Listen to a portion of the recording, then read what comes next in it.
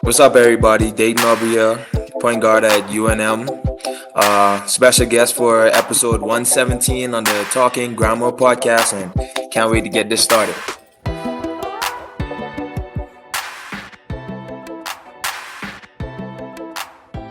Hey, what's up, everybody? It's Jeff Grammer with the Albuquerque Journal, and as you just heard, this is episode 117 of the Talking Grammar podcast. This episode is, I guess it's about 3 weeks since the last one. And first one, we're really diving into some Lobo basketball for the season. Practices have begun. The Lobo Howl has already completed at this point. And let's start diving into some of these players. We did a lot of off-season coaches and got to know pretty much the whole staff. We owe one more on the coaching staff. One more pod for that, a late edition, but we'll get to that. So today's guest, Deyton Albury, transfer from Utah State University, a guard from the Bahamas, and he's exciting. Lobo fans, you better get used to the name Deyton Albury because he's going to be running the show this year on an offense that is it's a unique one. You got to have a bunch of shooters, and you got to have one lightning quick point guard like Deyton is. That's going to do a lot of driving and drive and kick. If everybody on the floor can shoot, you need one guard like Deyton to drive and try and draw a defender, kick back out. And obviously there's a whole lot more to the offense than that. But if you want to really dumbed down, I guess sort of Eric Olen's offense for dummies, you better have shooters, and you better have somebody, a scheme that's going to draw defenders off and just leave an open shooter somewhere on the floor. Better have somebody that can find that shooter, and that shooter then better knock down some threes because there's going to be an awful lot of open threes for the Lobos this year. They better knock them down. This is a better shooting team than probably overall, top to bottom. It's probably a better shooting team than any I've covered at UNM. I'll dive into that a little more and give it some more thought. But certainly in recent memory, the overall shooting on this team is better, and we'll soon find out how much the overall athleticism, defense, all these other things is.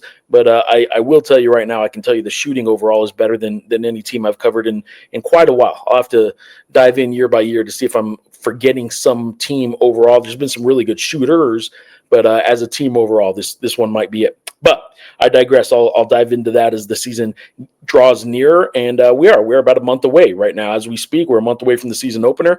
Between now and the season opener, there will be Mountain West Media Days, Mountain West preseason polls, which I don't predict the Lobos will. I don't foresee the Lobos being predicted by the league's media to be anything better than probably 6th or 7th, I'd say. Just so many newcomers. 7th is probably safest. So many newcomers, new pieces that even though the rest of the league has a lot of newcomers and new faces as well, none have as many as the Lobos. So it'll be interesting to see if anybody kind of goes out on a limb and predicts this team to be higher or frankly be lower. Maybe some people, the unknown is so great that they'll pick them even lower than that.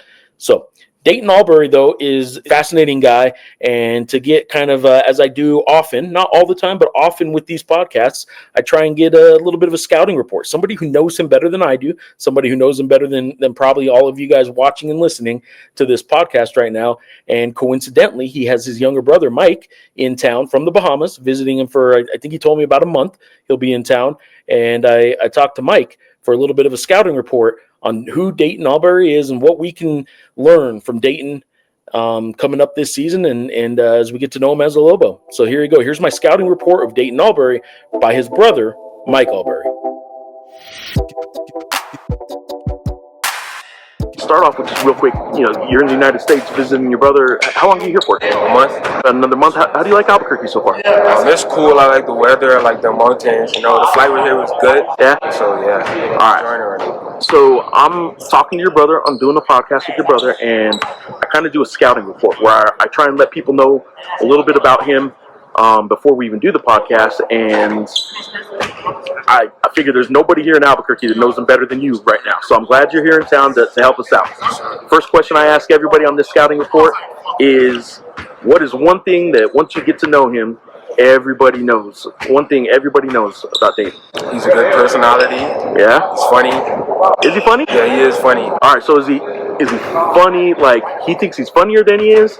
Or is he really funny? I mean, he thinks he's funnier than he is. He gas himself up a little bit too much, so he is funny though. Yeah? All right. What's one thing, the second question I ask everybody is, what's one thing that almost nobody knows about him? Somebody like a brother would only know maybe. What's one thing that Almost nobody knows about him. He used to play the trumpet when he was like 9 years old. Yeah? Was he any good?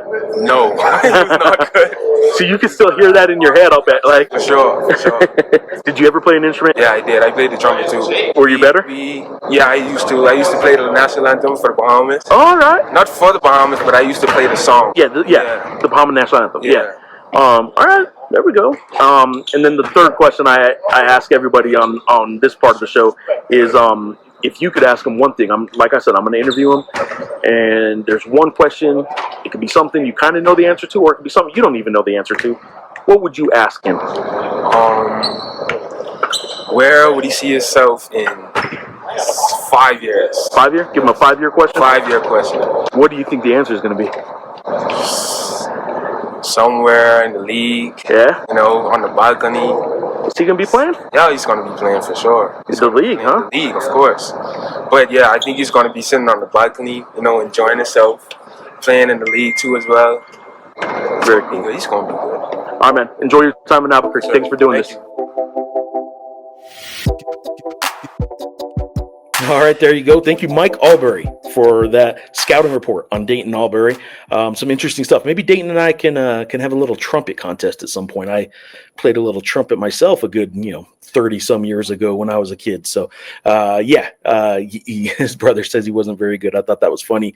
Much appreciated for Mike doing that kind of on the spot too, just spur of the moment. He had no idea he was going to do it. So much appreciated to Mike for doing that. And I think Lobo fans are going to have to get used to the name Deyton Albury. I think he's going to be a key piece if he's the best player on the team, most productive, or the one everyone's talking about during the season. I don't know that for 100% certainty at this point, but I know he's going to be as involved as anybody because he's going to be the one that gets things going. He's going to be a point guard that is he's a motor, and he's vital to the success of this team. I think his speed is going to really cause fits. And I do look forward to you guys hearing this podcast. And if you can, I want you to subscribe to the Journal's YouTube page. If you're watching it, if you are listening here on SoundCloud, Apple Podcasts, wherever you're listening to this, please subscribe.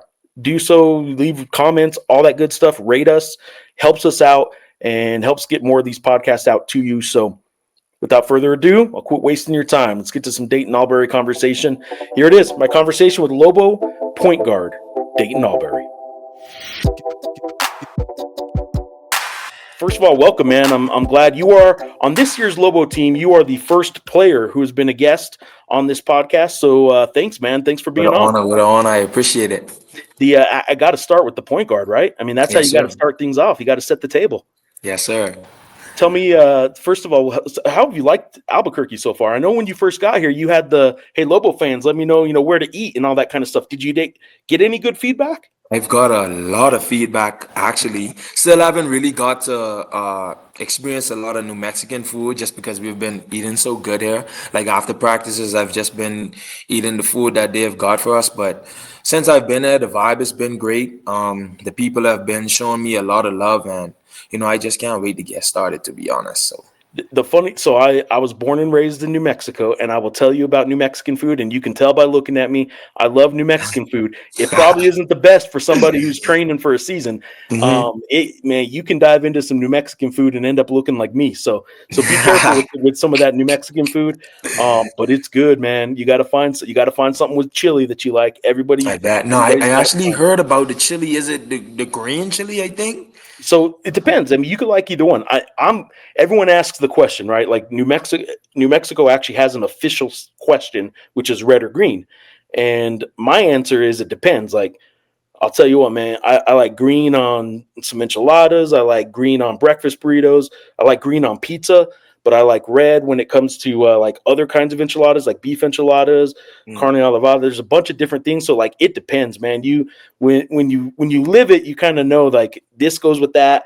But for the newcomers, I would say I think green is probably the way to go. I think green is probably a little bit more tasty than the red. They can both get pretty hot, but I would say green's probably where to go. You can start dropping some green on some pizza, maybe. Yeah, sound like the green is more like breakfast vibes. Red is Yeah. more dinner. I don't know, Yeah, but no, I gotta try that's them both. absolutely right. But I'll tell you, they'll put it on everything here, man. There's green chili ice cream. There's green chili Crazy, apple pie. There's green chili everything. crazy. Let me ask you about your food, man. Where you're from in the Bahamas? Well, first of all, tell everyone where you're from. I just gave it Yeah, away, but tell everyone I where you're from. I am from Nassau, Bahamas, born and raised. Moved out of the Bahamas my after my junior year of high school. So I graduated in the US and been here ever since. But yeah, Bahamian food will get you well. Can't eat it in season because of what we eat. It is a lot.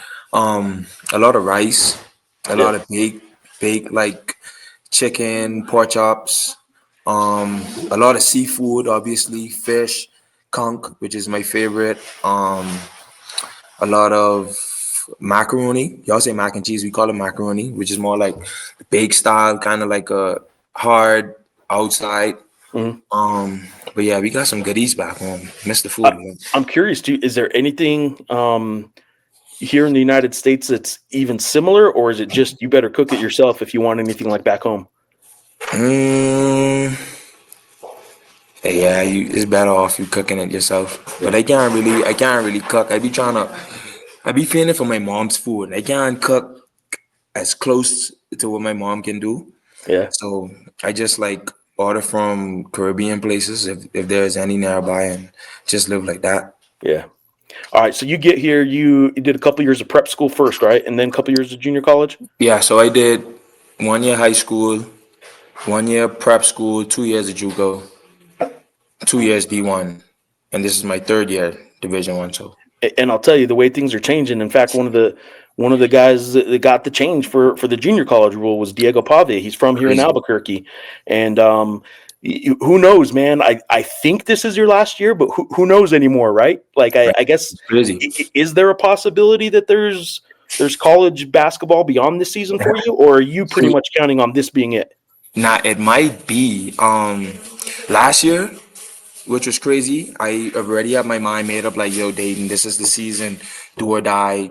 Like 2 months into the preseason, we got the notification that yo, all JUCO students have been granted another year due to this dude that sued the NCAA.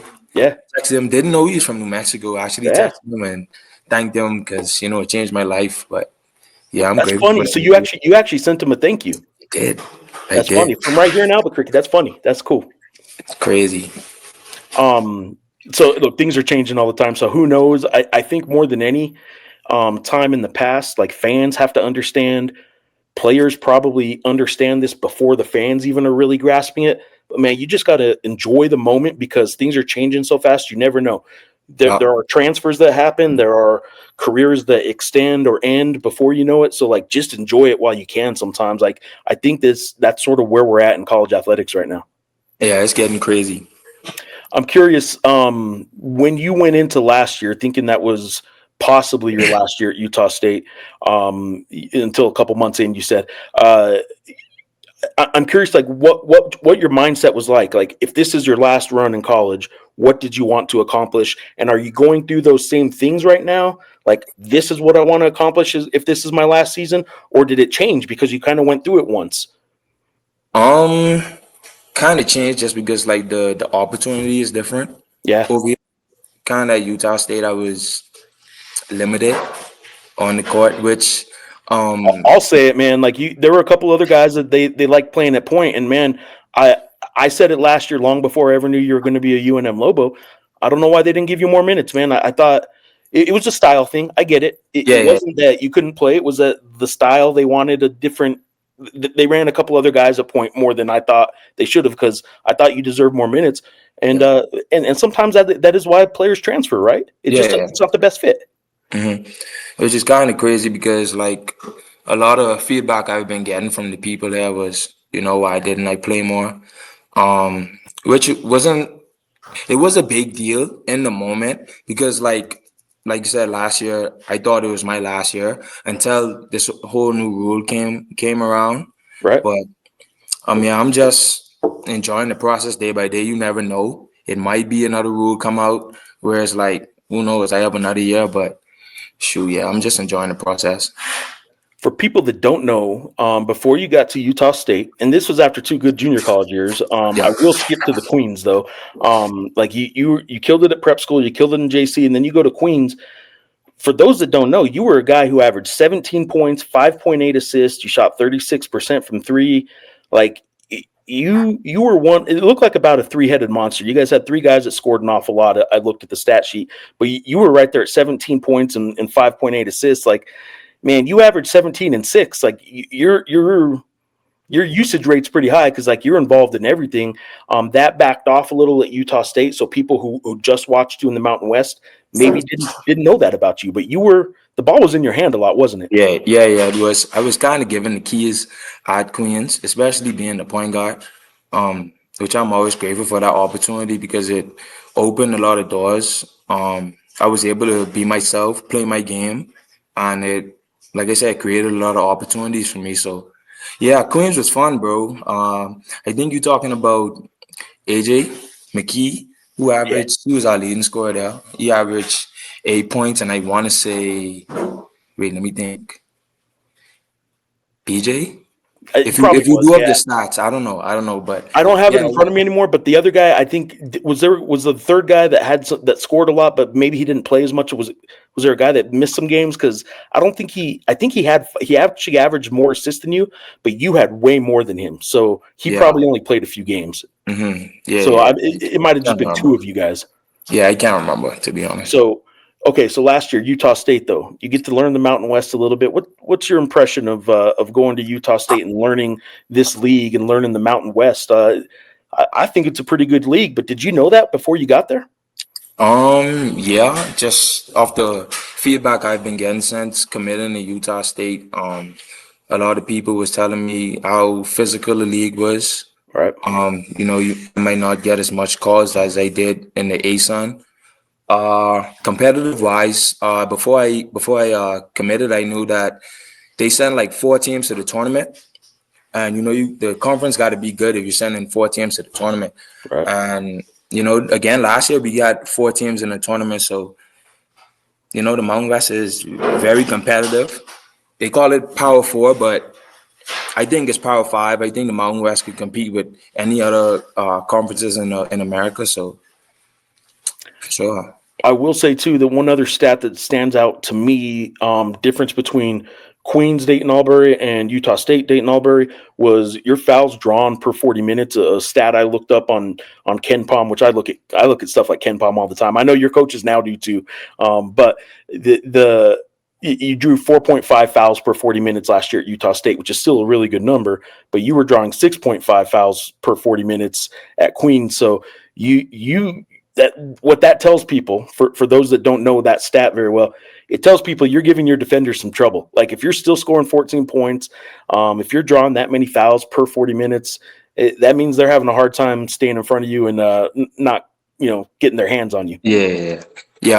That's been my play style my whole life though. Like just being aggressive, driving to the rim with no fear, creating contact, finishing through contact. So I wouldn't say like I'm just driving the paint looking for fouls. I think it's either foul me or I score, but shoot, I take a lot of pride in driving to the rim because that's my game. So Well, you better be able to finish too, otherwise they're just not going to foul you. They'll say, "Okay, yeah, get to the rim. for We don't sure, care." for sure.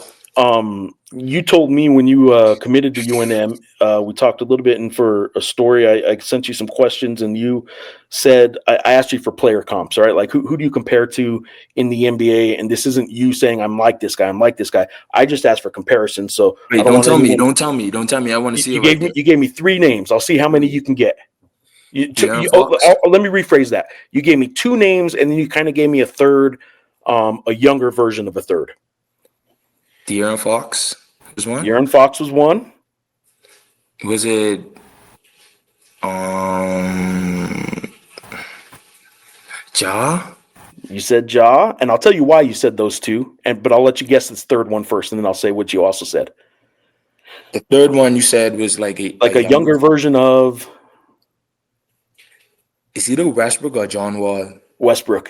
That's Westbrook. exactly right, though. Westbrook. Yeah, you told me Fox who's a mile a minute, just lightning fastest guy, I think probably in the league with the ball in his hands. And Jaw's a downhill guy. Westbrook obviously attacks the rim.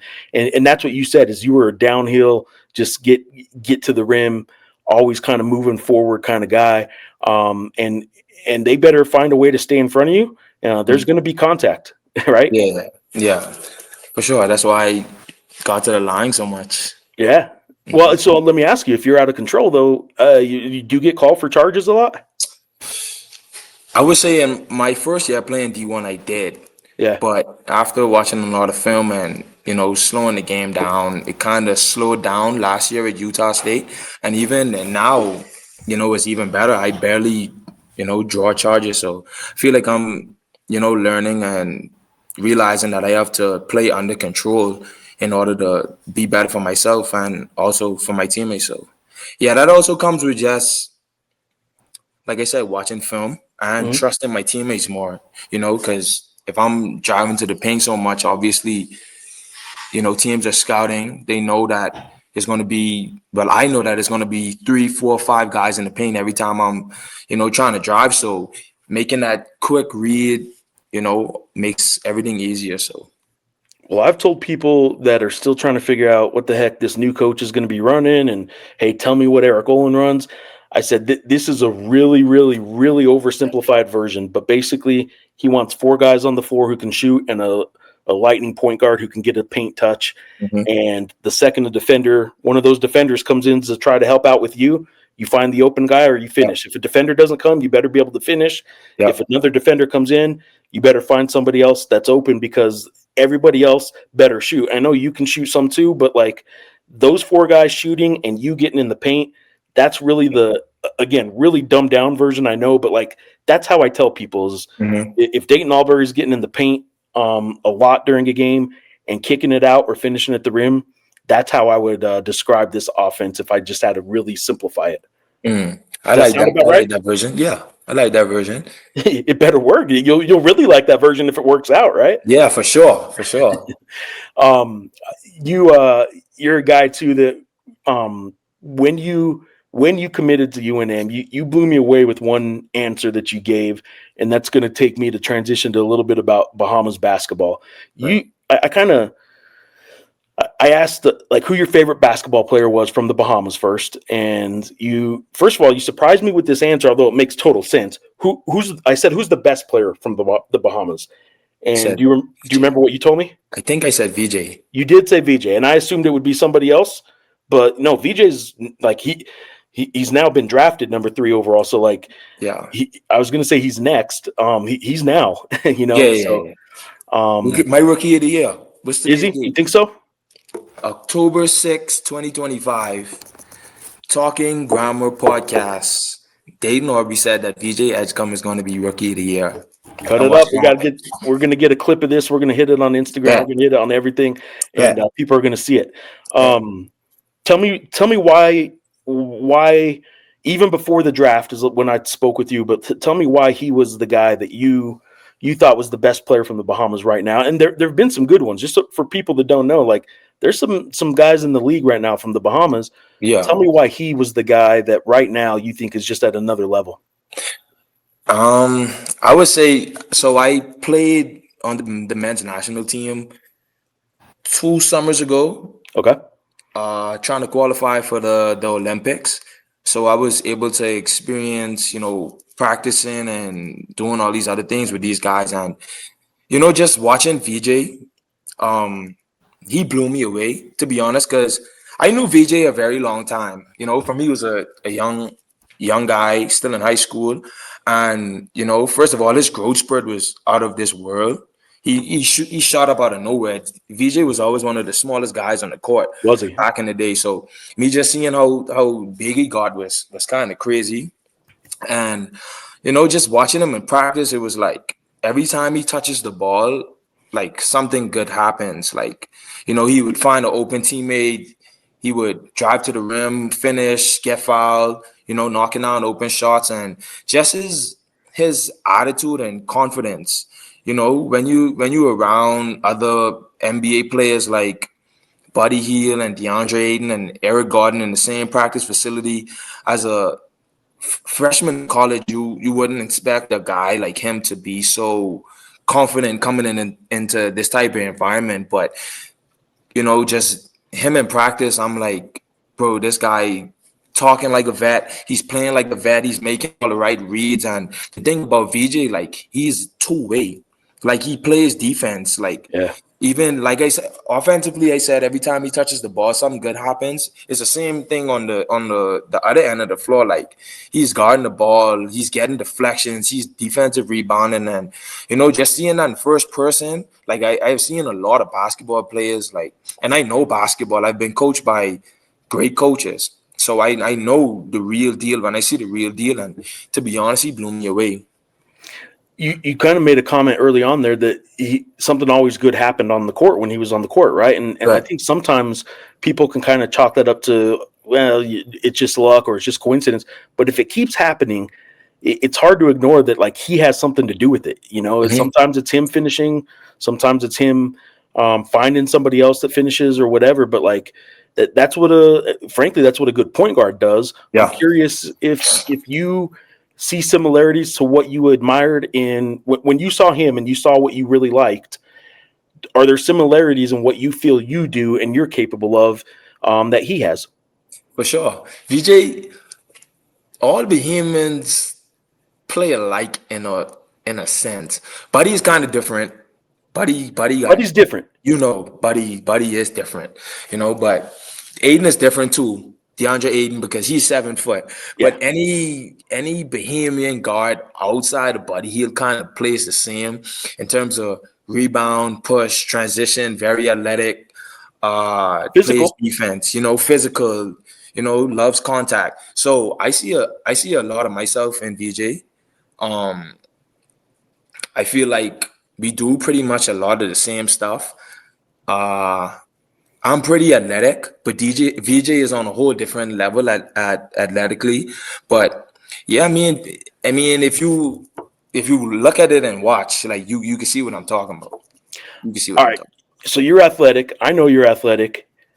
Are you upset that those dumb judges at the dunk contest the other night? Crazy, bro. That was crazy. I don't know if anybody else saw, but that was crazy. But I'll say this about the dunk contest. Anybody who's listening that did see it, or even if you didn't, I'll tell you this. Usually in a dunk contest, there's 4 contestants. There's always one guy who just can't get his dunk, like misses it 3 or 4 times, and okay. But the other 3, they're pretty good. And then like one guy runs away with it. I swear, man, all 4 of you guys put on a show. I think all 4 of you guys were damn good the other night at the Lobo Howell dunking. Mm-hmm. And although I felt like I got robbed a little bit, yeah, Kevin Uriah in that final was amazing. I it's was not just like as you happy. got robbed by guys that like weren't Right, showing up, right? Like right. I thought all It 4 of you guys did good, but No, it was crazy. It was crazy, and it was even more. I was more happy, like just watching, like just Kev was doing some crazy stuff, and Uriah is just unbelievable with his size and what he could do. So I'm just watching there, I find out like, bro, crazy what I'm witnessing right now. So Uriah is coming right out of high school. Uriah is a young guy. He's a tiny guy. He's listed as 5'11". He's like 5'10". Yeah. Look, I'm a short guy. Sometimes I recognize short better than I recognize tall, and I don't know if he's even 5'11". But I'll tell you what, man. People saw it. He's athletic as hell. He's fast. I'm curious if he's there yet enough as a freshman to push you to be better every day in practice. He is. Uriah is a good basketball player. Yeah. Like people see all the dunks and stuff, but Uriah can shoot the ball. Uriah takes a lot of pride on defense. Him being a smaller guard, like in practice, he's picking me up full court all day. And that's annoying to me because I have this little dude in front of me, just as fast, just as quick. It's making me better. Like, I know you missed Jalen House by 1 year at Utah State, but he has some Jalen House vibes where I think he could be an annoying defender to other people because he has so much physicality. He's pretty fast, right.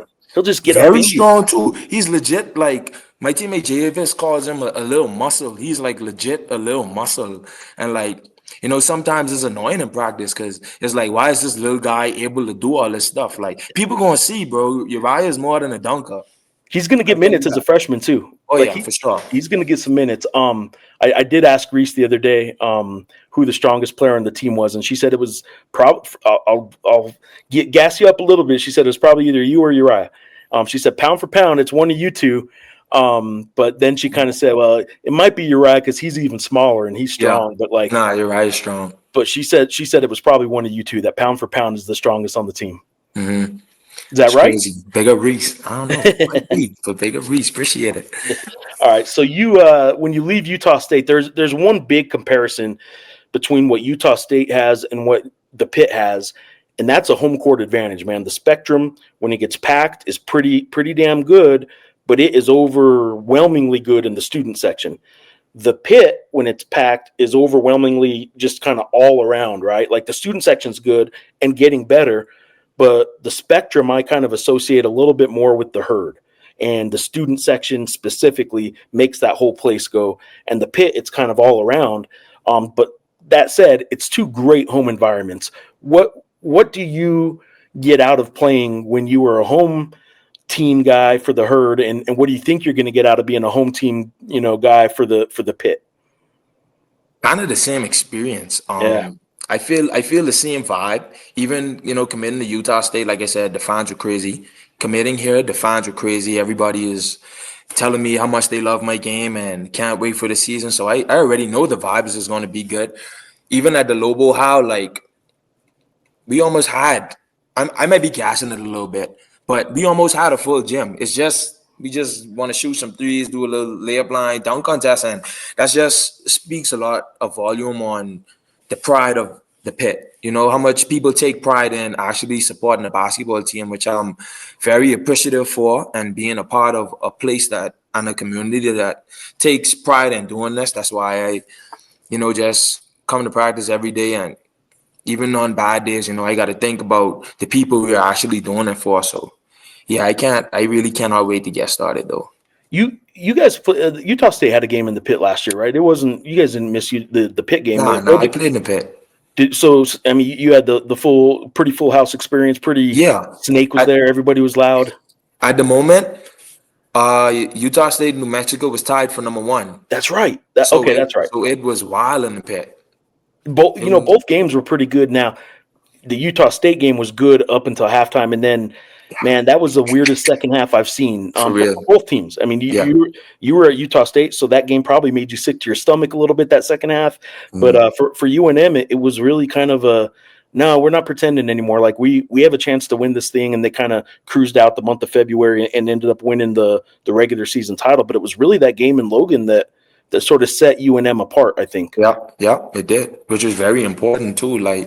And I can't even remember what happened. The game is such a blur in my mind, but all I knew was second half they just took over and we just couldn't do nothing. So yeah, you guys were missing shots, and so. But you had a good game though. I remember that you had a good game. Your speed did its thing against Donovan Dent, did its thing against True Washington. You were getting by them, so you were giving them fits. That's for sure. Yep. All right. You shot last year. You drew 4.7 fouls per game at Utah State. Still pretty good, but you weren't as big of minutes as you were at Queens. This year, I think you're going to be big minutes again. You shot 56.7% on twos. That just shows like you're getting in the lane, but you're finishing too. It's not just like you said. It doesn't do you any good to get in the lane if you're not going to finish. You can finish with contact, can't you? Mm-hmm. For sure. I take pride in that.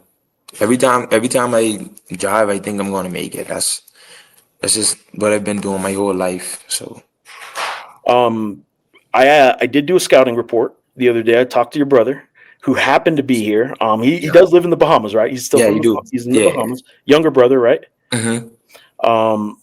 Does he go by Michael? Mike? He told me Mike. Lil Mike. Mike. I call him Bump. He got a lot of names. Well, so he gives me the scouting report, and when I do these podcasts, I get somebody to do a scouting report. I ask the same 3 questions every time. The first question I ask, hey, what does everybody know about this guest? What does everybody know about Deyton Albury? What are they going to find out right away?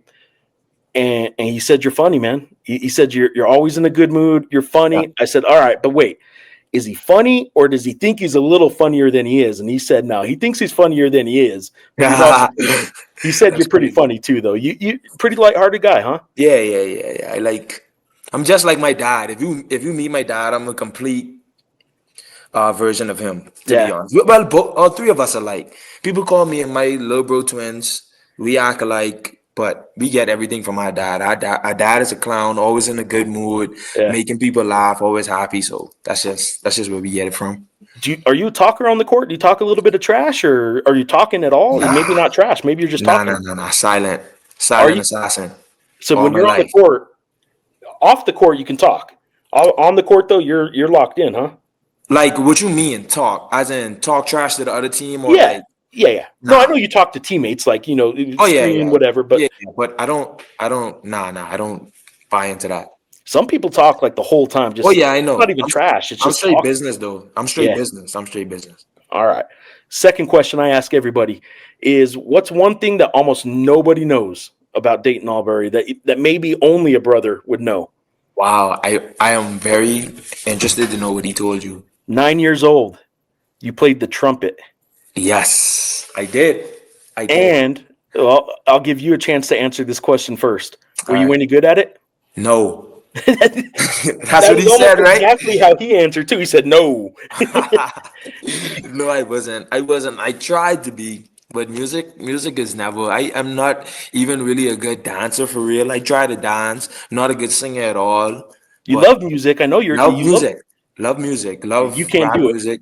Love dance or love reggae, but just can't.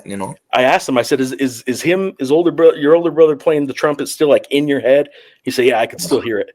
Oh yeah, for sure. We was making noise in the house. Well, he said then he played it. He said he was pretty good though. He said he would play the Bahamas, the national anthem. He could play like.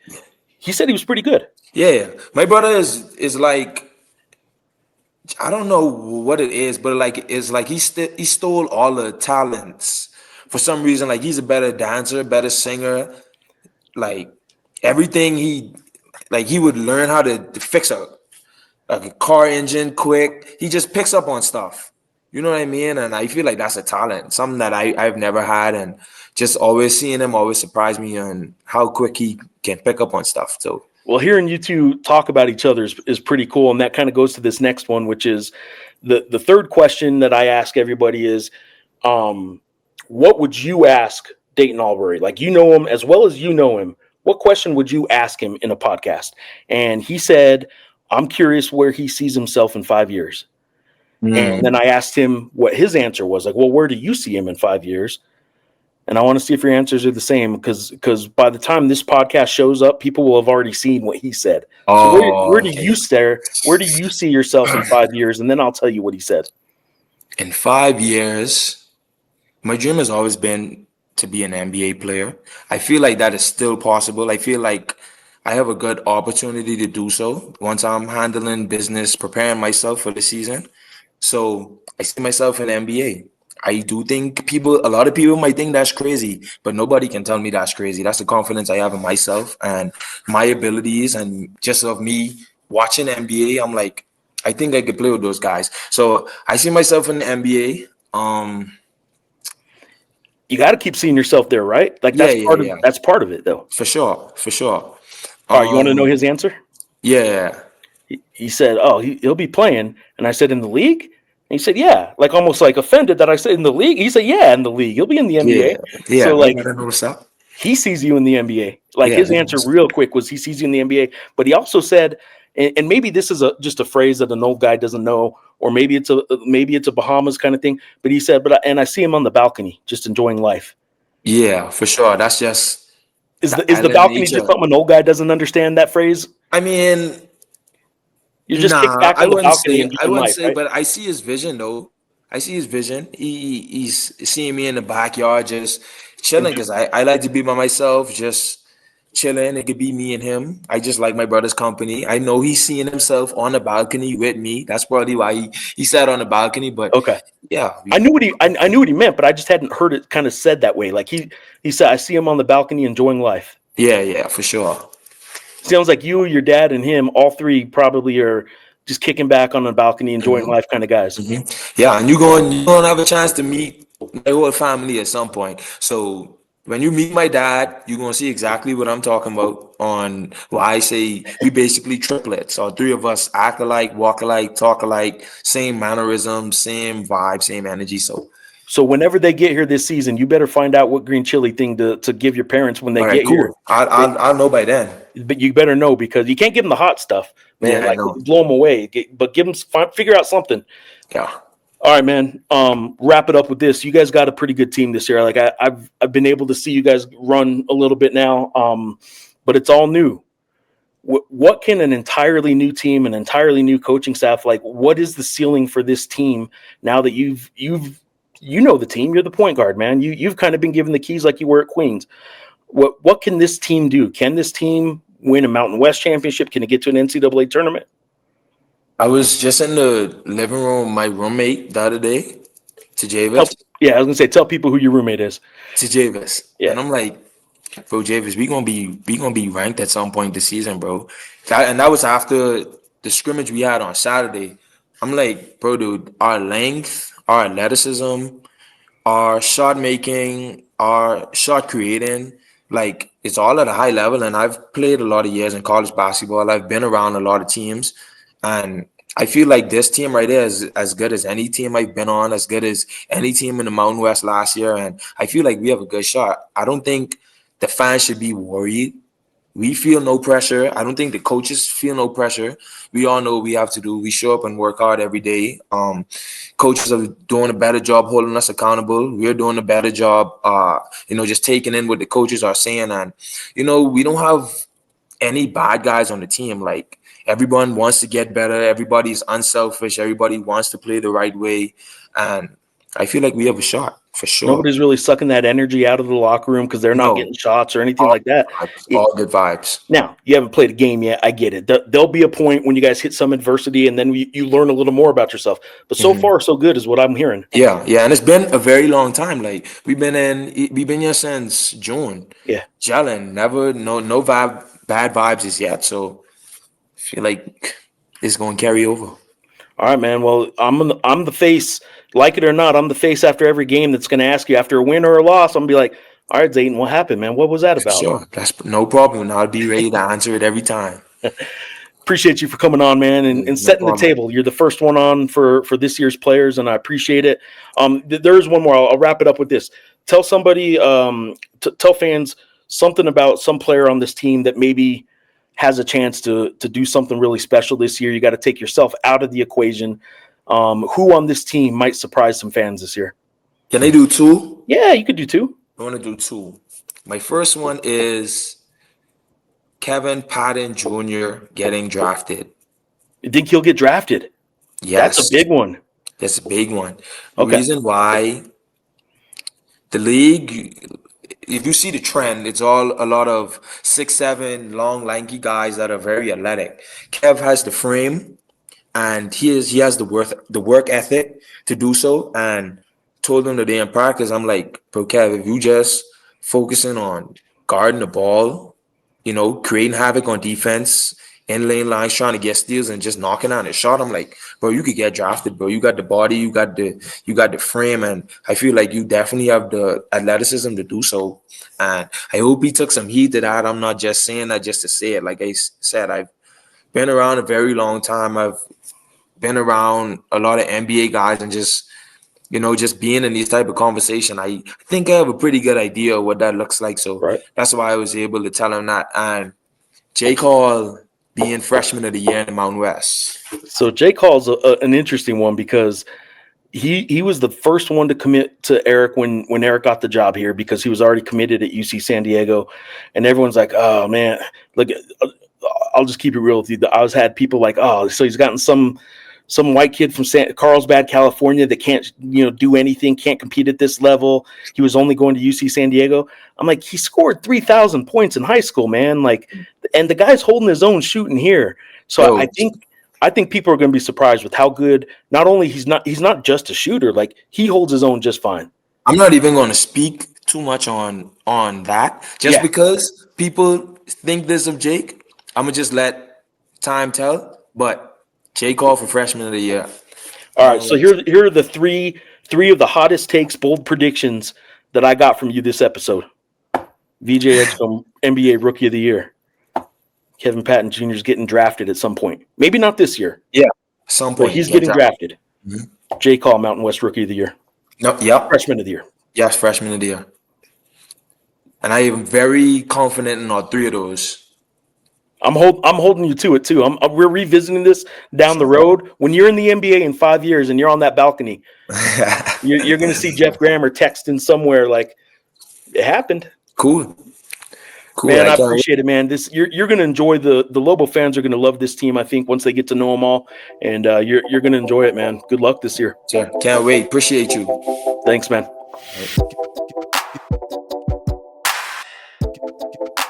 All right, there you go. My conversation with Deyton Albury, the Lobo point guard for the 25-26 season. Hope you guys enjoyed that conversation, and I certainly appreciate Deyton for doing that conversation with me and getting Lobo fans an opportunity, giving Lobo fans an opportunity to get to know some of these players a little bit better. Still quite the unknown, this roster, right? I know the Lobo Howl happened the other night.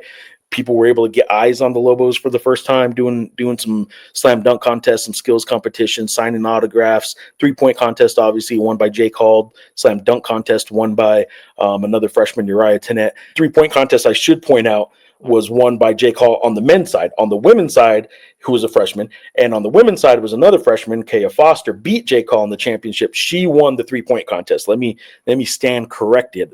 Jake won it for the men, and Kaya beat him in the men versus women's team championship round. So there you go. Do hope you guys enjoyed that. Hope you guys enjoy all these podcasts on the Albuquerque Journal Podcast Network.